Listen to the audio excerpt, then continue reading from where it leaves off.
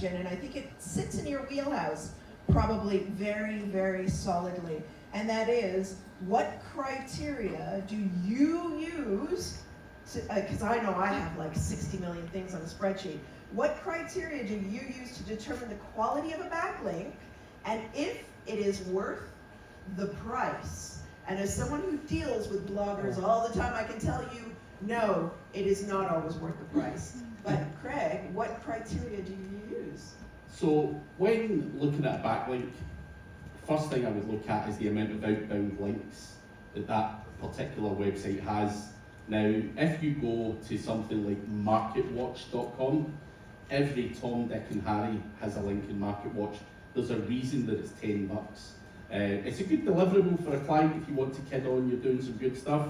However, any power that you're likely to get from that is zilch, pretty much. Now, I also look at keywords and traffic that a website ranks for, but the outbound links, I don't want to be in the same places that Judith or everyone else is on. I'm looking for unique inventory. And, you know, so I want something that's not saturated.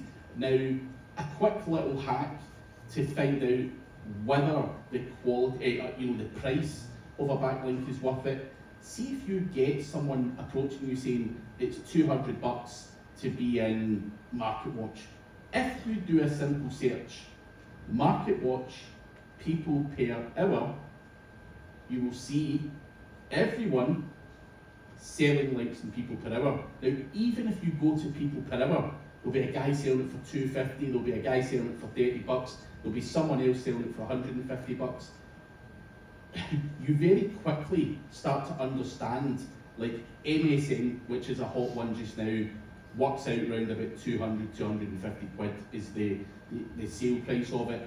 Now again, is that actually worth it? Because if you look, you know, Outlook India was another one. I don't know why I just pointed to you for that. But clearly he's like, Judith, you've been buying this many links, so maybe you shouldn't be buying those links, girl. But keywords, traffic to the website, a number of outbound links, and also just looking, most link sellers, most inventory, 80% of it out there you will get on people per hour. Some guy or girl will be selling it on there, so you get an idea of what the kind of going rate is for a link. And I have seen, just to clarify, I have seen websites like MarketWatch being sold to someone for £500.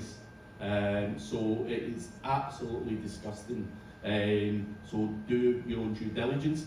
What happens with link vendors is the middlemen. So there's some guy that can give it for $20.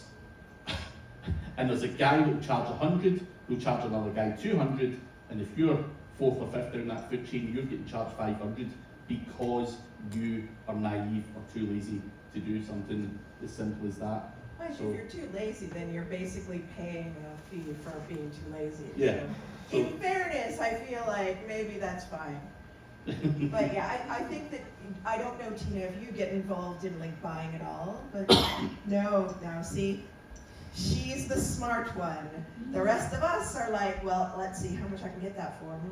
I also deal with bloggers a lot, so, and they do like to sell at a very high price, which I'm not entirely sure is completely justified. Now, one of the most interesting